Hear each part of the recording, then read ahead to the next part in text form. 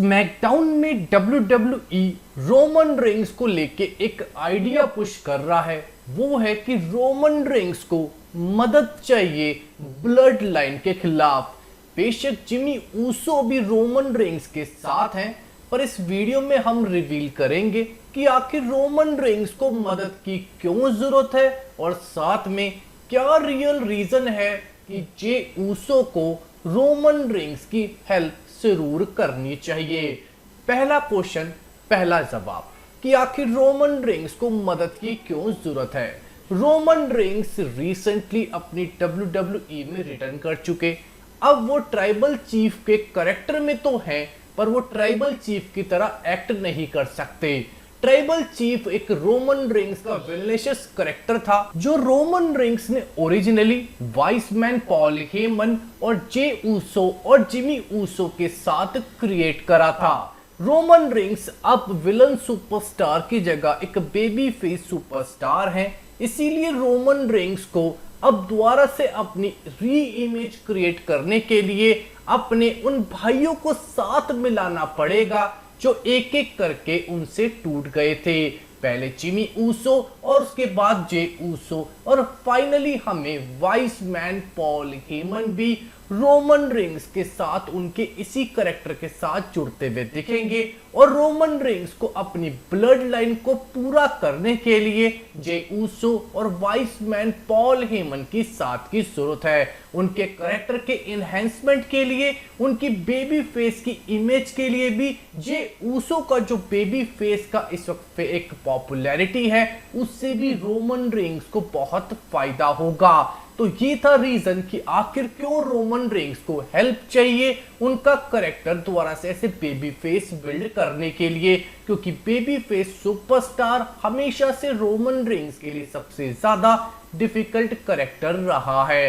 अब बात करते हैं कि क्यों जे ऊसो को रोमन रेंस की हेल्प करनी चाहिए।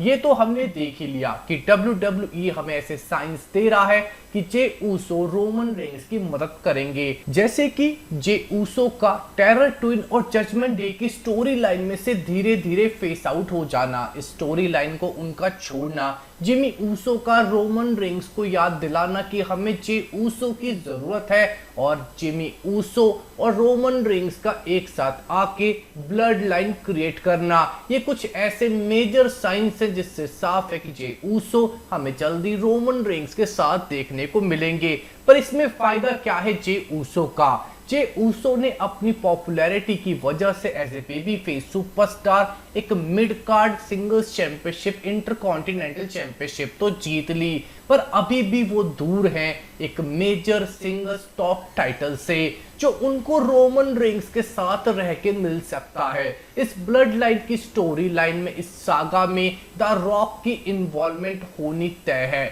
अगर यहाँ पे Jey Uso, the Rock, Roman Reigns, Cody Rhodes, Jimmy Uso और बाकी की ब्लड लाइन के साथ स्टोरी लाइन में इन्वॉल्व रहते हैं, चाहे वो बिना अपनी इंटरकॉन्टिनेंटल चैंपियनशिप के रहें, उनको फायदा ही होगा, उनकी पॉपुलैरिटी में इजाफा ही होगा, और बाकी फैंस भी धीरे धीरे जे ऊसो को एज अ सिंगल सुपरस्टार ही देखना स्टार्ट करेंगे।